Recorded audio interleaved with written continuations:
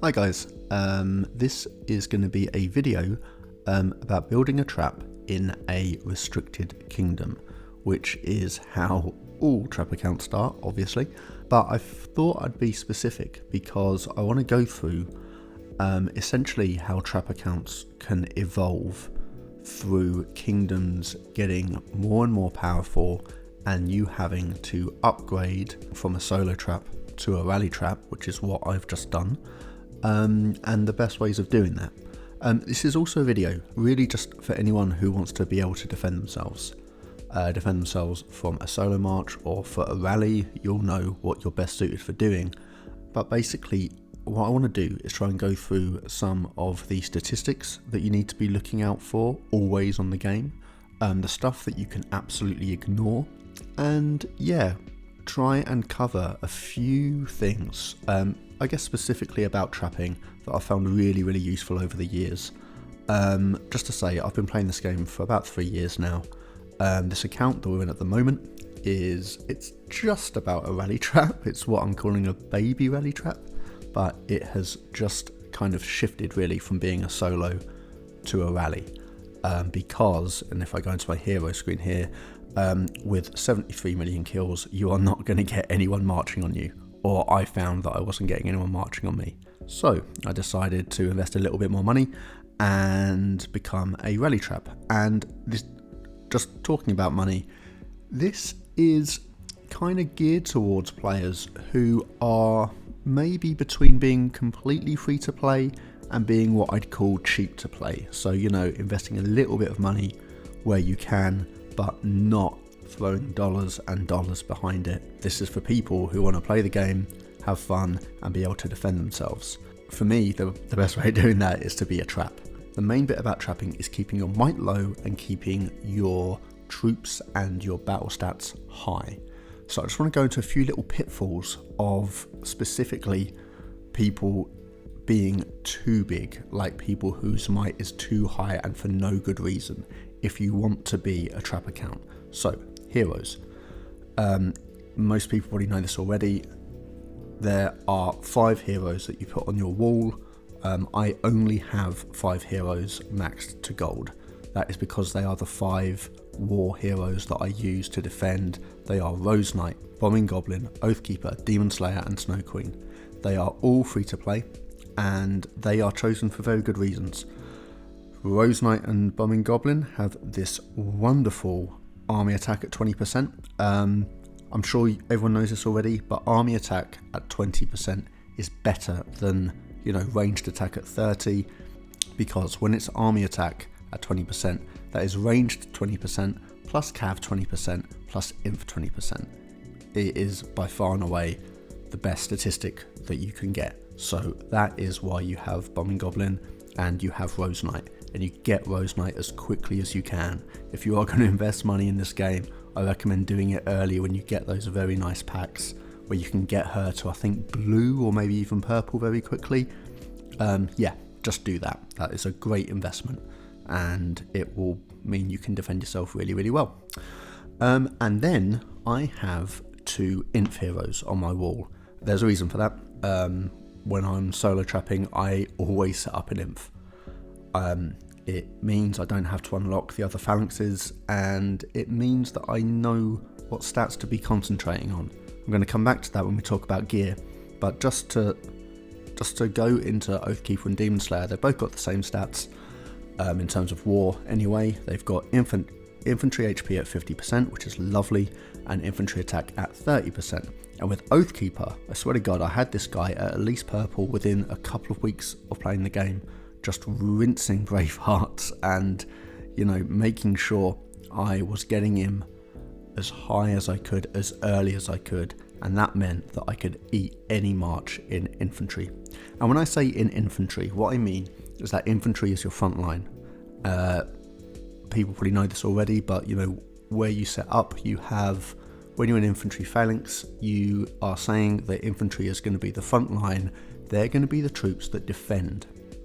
So every single time you see cav HP or ranged HP, if you're setting up as being a trap and you know that inf is going to be your front line, those stats are useless. So inf HP ends up being the thing that you want to maximize as much as possible. So that is it with heroes, and very quickly I'm just going to go on to this other fun little thing, quest might. Do not take all of your turf quests. I'm sure if you want to be keeping your might low, you know this already, but I'm going to go into my stats here and I'm going to show you, where are you? Might. Right, so my quest might is at 767. It's only that high because I wanted to get all of those fun artifact quests which give you more coins, or whatever they're called, the little moon-shaped things, which means you can upgrade your artifacts quicker. If you were being really strict on things, you wouldn't even go that far. I know that you want to raise your hero XP as high as you can, as early as you can, but there are better ways to do that. So yeah, keep your turf might very low. And now, what I thought I'd go through today, this is going to be part 1 of what might be 2 or 3 videos, but what I really want to get into here is gear. Now when it comes to defending yourself, and you know you're going to be set up in Inf, then you know the stats that you're aiming to maximize. They are going to be infantry attack, ranged attack, cavalry attack, and infantry HP. Obviously army HP and army attack are both amazing, but infantry HP for me is the thing that I go for the most. And because I know that I'm only going to be set up in Inf, that is going to be a stat that works for me with every single attack that I take. So I'm going to go to my war gear here, and we're going to talk through every piece, talk through other options and why they're being chosen. And yeah, I mean, this is pretty good gear, considering that I'm not massively pay to play. You know, I've done pretty well to get a few pieces as high as they are. But this first one, Terra Lash as my main hand, it is a confusing choice, and I've gone for it because it gives me a lot of infantry attack, and that's about it.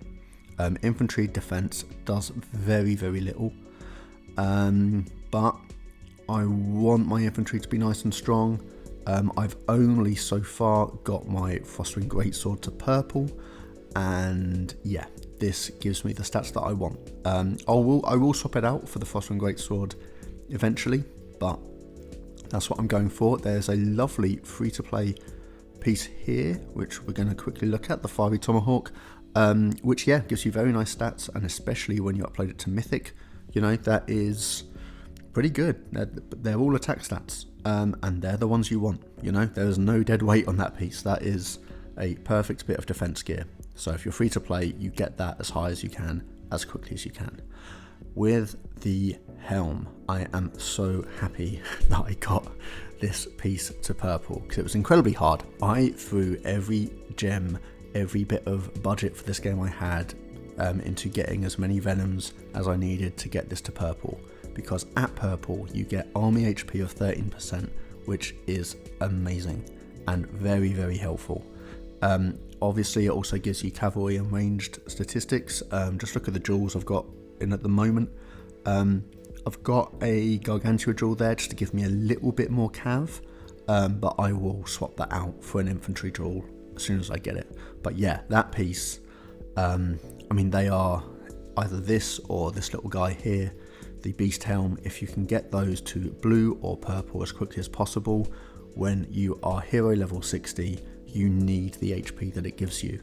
It's really no good having something like this, the Indulgent Visage, which did me great service back in the day, but you know, those attack stats, they just don't cut it on themselves. You need the HP, and you need one of those helms, so do that. When it comes to chest gear, I go for this guy. There's a reason I do this, and I try and craft it very early, because you can wear it at level 55. That is pretty good really, because as far as I'm concerned, it's a solo trapping piece more than a rally trapping piece. You get infantry HP of 19% when you get it to purple, which is great. I did luck out with halos early on in the game, so I had a few more to play with, and I chucked them all into this. And yeah, inf attack, range attack, and infantry HP, perfect. Now eventually, because I'm a rally trap now, and I will be switching between probably inf and ranged phalanx, I'll probably end up switching it out for Firewall Plate when I get that leveled up to at least purple. But for the time being, this is a great piece. Infantry HP, that is the thing you want to concentrate on. So, legs. Okay, this is a weird piece. I also really lucked out with getting mutated brains somehow, and so I thought, legs are a difficult one. You can go for this piece. Obviously, it's a great free-to-play bit of equipment. The honeycomb chaps, when you get them to Mythic, they give you almost 17% in cav and ranged attack. That's very nice. But yeah, I was able to get this to gold very easily. And what that gives you is army attack of 12%, which, as I say, is inf, ranged and cav at 12%. And in fact, it's got another range attack boost on top of that. It's a great piece. It doesn't give you any HP, and I will probably switch them out for maybe Dragon Talons or Storm Tacet if I can get them to purple eventually, but for attack stats, that is pretty good. Offhand, this is an interesting one. So, I have gone for Dragon's Fist. The HP is amazing, like 20% of gold. It is so close to getting to Mythic. Look at that. In which case it will be 28%. Gives me some very welcome cavalry attack. But there is another piece here which, as far as I'm concerned, can certainly do you for any kind of solo trap you've got, and really kind of cuts the mustard for rally trapping as well. And that is this little guy, Lunar Scimitar. You get it at level 35, and at gold it gives you army HP of 11.5%, which is wild. You get it to Mythic and it's up to 16% and ranged attack of 12%. Now let's just compare that. I've got Mitts here at blue, nice piece of level 60 equipment. At gold and Mythic they'll definitely be going into my gear, but at blue they give you ranged attack of 4.8% and army HP of 11%. That's not great in comparison to this. It is a bit of equipment that even if you're spending money, even if you've got some nice sexy pieces at, blue or purple, which give you decent kind of attack stats, when it comes to defense, this guy is probably going to be better than all of them. So that's what I do. Now with accessories, I hate accessories. I find their stats are terrible compared to other pieces, with the obvious exception of this guy. Mythic Cup, no, not Mythic Cup, Ambrosial Cup. That is the one piece of level 60 equipment that you've got to level up as soon as you can. I'm in a really, really irritating position here of having enough halos to get it to purple, but not having enough Holy Silk. So need to start hitting those monsters a bit more. But even at blue, that is pretty great. Infantry and ranged HP at 7%, very nice. And infantry and ranged attack also very high. I've gemmed it well, and that is a must for any solo or rally trap, but definitely a rally trap. Even at blue, put it in. At purple, it's great. At gold, it is so hard to get it to gold. At gold, you are talking proper pay to play, but it's pretty much the best accessory you can get still. Better than champ ones, for the record. But there is one other accessory that I wanted to talk about today. It's actually not in my war set, but it will be. I don't know what this little guy is doing in there, because I want to talk about him. Secret Totem. I got this piece to gold within a month somehow. You can craft it at level 45, and it is the most underrated piece of equipment I think there is, maybe apart from Lunar Scimitar. It has got infantry HP. I mean, this is at Mythic, and this is with the Trojan Jaw giving an extra 3%. But when you get it to Mythic, you've got infantry HP of 21%. Now, when I was a solo trap, I was only defending with an infantry front line. So infantry HP is exactly the same as army HP. It gave me such a boost over all of the marches that were getting sent on me. And yeah, to be honest, I was able to cut them pretty easily, and I'm pretty sure that piece was the reason, I would say work on that. I would say work on that from an early stage of the game, and it's pretty much the best accessory you can get. The other one I'd be talking about is this little free-to-play bit. It's still in my gear now. At Mythic you get army HP of 3.5% as well as infantry and ranged. I've still got it in there above a Blightwing. Obviously the HP on a Blightwing is quite a lot higher. I might actually swap it out, to be honest, but what I'm saying is that the stats of Blightwing at purple and Lost Island Relic at Mythic are similar to what I was saying with the offhand about Winter Mitts at purple and Lunar Scimitar at Mythic. They're actually pretty similar, and you know, one is a bit of pay-to-play equipment, the other one's a bit of free-to-play equipment. So if you're a free-to-play player, that's what you should be going for. And they will do a better job than some of the more recent gear sets that have come out. I've crafted a few for my fake gear. I'm just going to like talk through them because I love this guy. Look, those statistics are great. Even at green, they're pretty good. But it is so difficult to get 18 of these Rotten Bloods. Like, you know, you're not going to get it above blue or purple unless you are heavily pay to play. Same with this Gorilla bit, the Rowdy Resolve. You know, great stats, but you are not going to get it to the levels that you need unless you're investing a lot of money. You know, be honest with yourself. If you are trying to do this on a bit of a budget, then things like this and this are going to do you so much better than some of the other equipment, which, you know, takes a bit of investment and probably won't get up to the levels that you need it. So that is what I'd say about gear. You know, quick note on jewels, you'll see that all of them, they're just infantry, ranged or cav attack. They are really the only ones you need. When you get like Terra Jewel or Gargantua Jewel to purple, then fine, chuck them in. But yeah, they're the only jewels you want. Defense jewels, forget it, they're stupid. So yeah, in the next video, we're going to talk more about troops and research and things like that, but I'm going to leave it there for now. So yeah, thank you for watching, and I will see you in parts 2 and 3 very soon.